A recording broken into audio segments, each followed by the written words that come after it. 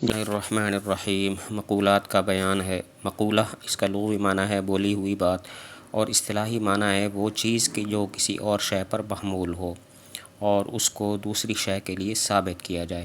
لغوی معنی ہے بولی ہوئی بات، اور اصطلاحی معنی ہے وہ چیز جو کسی اور پر محمول ہو، یعنی اس کو کسی اور چیز کے لیے ثابت کیا جائے۔ جیسے زید قائم، اس میں قائم مقولہ ہے کیونکہ یہ زید پر محمول ہے اور اس کو زید کے لیے ثابت کیا گیا ہے۔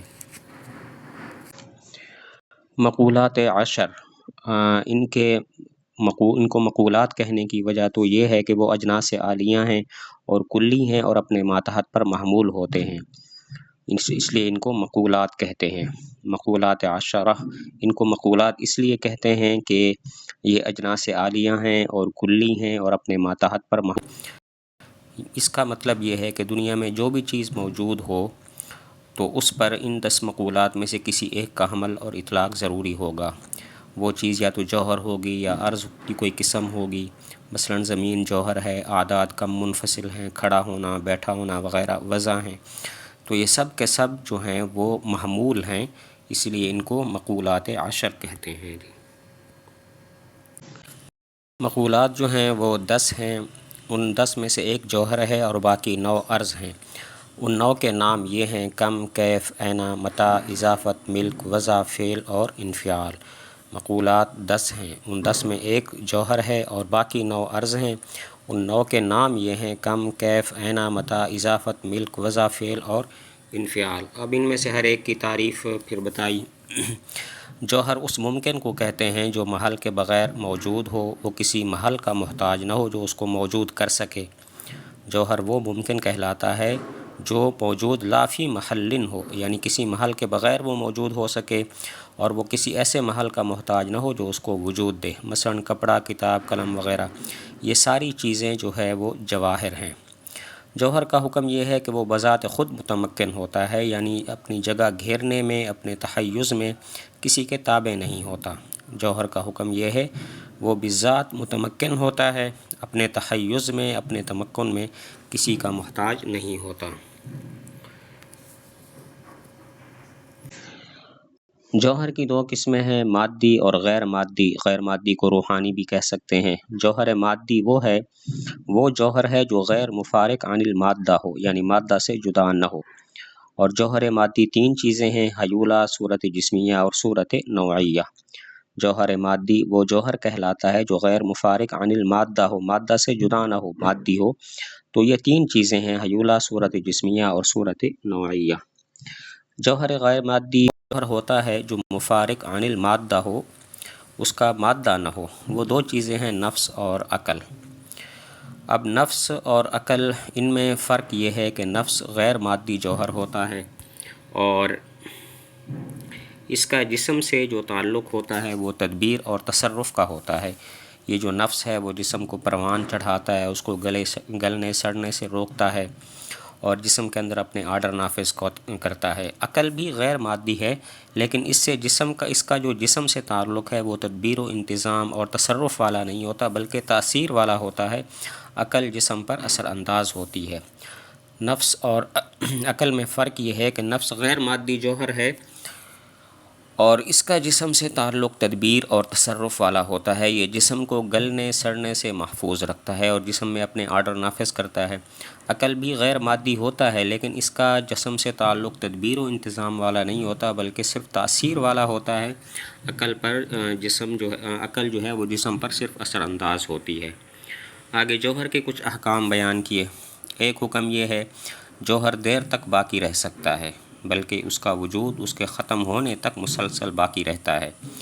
پہلا حکم یہ ہے کہ جوہر دیر تک باقی رہتا ہے، اس کا وجود اس کے ختم ہونے تک مسلسل رہ سکتا ہے۔ اور دوسرا حکم یہ ہے جوہر میں تداخل نہیں ہوتا، جواہر میں تداخل نہیں ہوتا، حلول ہوتا ہے۔ ایک قول کے مطابق جوہر اگر مقداری ہو پھر تو یہ بات ٹھیک ہے کہ اس میں تداخل نہیں ہوتا، لیکن اگر غیر مقداری ہو جیسے بعد مجرد عن المادہ تو اس میں تداخل ہو سکتا ہے۔ تو جوہر کا دوسرا حکم یہ ہے کہ جواہر میں تداخل نہیں ہوتا، حلول ہوتا ہے۔ اور ایک قول یہ ہے کہ جوہر مقداری ہو تب تو اس میں تداخل نہیں ہوتا، لیکن اگر غیر مقداری ہو جیسے بعد مجرد عن المادہ تو اس میں تداخل ہو سکتا ہے۔ تیسرا حکم یہ ہے جوہر ایک دم سے عدم سے وجود میں آ سکتا ہے، اور معدوم بھی اسی طرح آنن فانن ہو جاتا ہے، اور یہ معدوم کلی طور پر بھی ہوتا ہے اور جزوی طور پر بھی اس کا کچھ حصہ معدوم ہو سکتا ہے۔ تیسرا حکم یہ ہے کہ جوہر یکدم فی الفور عدم سے وجود میں بھی آ سکتا ہے، وجود سے عدم میں بھی جا سکتا ہے، اور وجود سے عدم میں جو جانا ہے وہ جس طرح کلی طور پر ہو سکتا ہے، جزوی طور پر بھی ہو سکتا ہے کہ اس کا کچھ حصہ معدوم ہو جائے۔ چوتھا حکم یہ ہے جوہر اگر مادی ہو تو وہ اشارہ حسیہ کے قابل ہے کہ اس کے بارے میں یہ کہا جا سکتا ہے کہ یہ یہاں ہے یا وہاں ہے۔ اگر غیر مادی ہو تو اس کی طرف اشارہ حسیہ نہیں ہو سکتا۔ چوتھا حکم یہ ہوا کہ جوہر اگر مادی ہو تو اس کی طرف اشارہ حسیہ ہو سکتا ہے کہ وہ یہاں ہے یا وہاں ہے، لیکن اگر غیر مادی ہو تو پھر اس کی طرف اشارہ حسیہ نہیں ہو سکتا۔ آگے عرض کی تعریف کی۔ عرض وہ ممکن ہے جو کسی محل میں پایا جائے، یعنی اپنے وجود میں اور اپنے تمکن میں محل کا محتاج ہو جو محل اسے سہارا دے سکے۔ عرض وہ ممکن ہے جو کسی محل میں پایا جائے، یعنی اپنے وجود و بقا میں کسی ایسے محل کا محتاج ہو جو اس کو سہارا دے۔ عرض کا حکم یہ ہے کہ بالذات وہ اشارہ حسیہ کے قابل نہیں ہوتا، بالعرض ہوتا ہے۔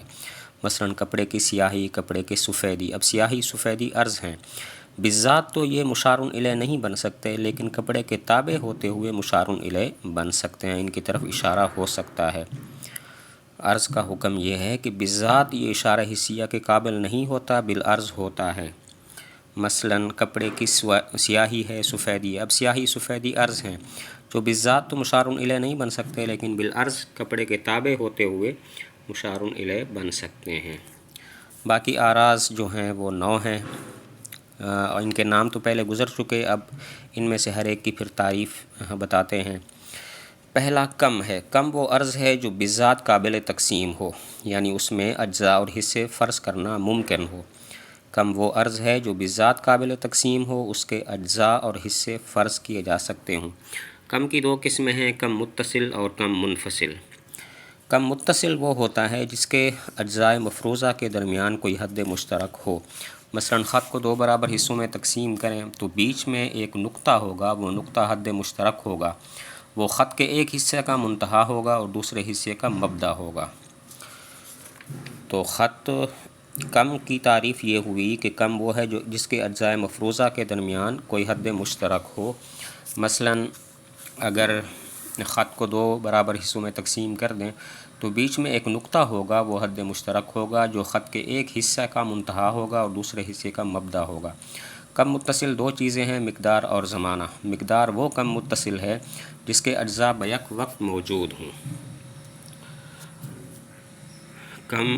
مقدار وہ کم متصل کہلاتی ہے جس کے اجزاء بیک وقت موجود ہوں۔ کم مقدار جو ہیں وہ 3 چیزیں ہیں، خط عرضی، سطح عرضی اور جسم تعلیمی۔ اور زمانہ وہ کم متصل ہے جس کے اجزاء بیک وقت موجود نہ ہوں، کیونکہ زمانہ مثلا ہے اس کا ماضی گزر چکا ہے، مستقبل ابھی آیا نہیں ہے، حال موجود ہے، اور اس حال میں بھی اختلاف ہے کہ وہ موجود حقیقی ہے یا امر موہوم ہے۔ تو زمانہ کی تعریف یہ ہوئی جس کے اجزاء بیک وقت موجود نہ ہوں۔ جیسا کہ زمانہ کے بارے میں ہم کہتے ہیں کہ زمانہ ماضی تو گزر چکا ہے اور مستقبل ابھی آیا نہیں ہے، حال موجود ہے، اور اس موجود حال میں بھی اختلاف ہے کہ وہ موجود حقیقی ہے یا امر موہوم ہے۔ تو ایک تو زمانہ کم متصل ہے۔ باقی اس کے متصل ہونے کی وجہ یہ ہے کہ ماضی اور مستقبل کے درمیان آن حد مشترک ہے، وقت جو ہے وہ حد مشترک ہے، جس طرح کہ خط کے اجزاء کے درمیان نقطہ حد مشترک ہوتا ہے۔ زمانہ کے متصل ہونے کی دلیل یہ ہے کہ ماضی اور مستقبل کے درمیان آن، وہ جو سیکنڈ ہے، لمحہ ہے، وہ مشترک ہے، جس طرح کہ خط کے اجزاء کے درمیان نقطہ حد مشترک ہوتا ہے، اسی لیے یہ متصل ہے۔ کم منفصل کی تعریف یہ ہے کہ جس کے اجزاء مفروضہ کے درمیان کوئی حد مشترک نہ ہو۔ کم منفصل صرف اعداد ہیں 1 2 3 4۔ مثلا اب یہ اس کے منفصل ہونے کی وجہ یہ ہے کہ مثلا 10 کو 2 برابر حصوں میں تقسیم کریں تو 5 5 ہو جائیں گے، اور ان میں کوئی حد مشترک نہیں ہے۔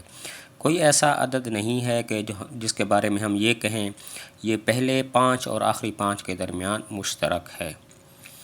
تو کم منفصل کی تعریف یہ ہوئی وہ کم ہے جس کے اجزاء مفروضہ کے درمیان کوئی حد مشترک نہ ہو، جیسے، اور یہ صرف اعداد ہیں 1 2 3 4۔ اس کے منفصل ہونے کی وجہ اور دلیل یہ ہے کہ مثلا 10 کو 2 برابر حصوں میں تقسیم کریں تو 5 5 ہو جائیں گے، اور درمیان میں کوئی ایسا عدد نہیں ہوگا کہ جو مشترک ہو اور کہہ سکیں کہ یہ پہلے 5 کا مبدا ہے اور پہلے 5 کا منتہا ہے اور دوسرے 5 کا جو ہے وہ مبدا ہے، ایسا ممکن نہیں ہے، اسی وجہ سے یہ منفصل ہے۔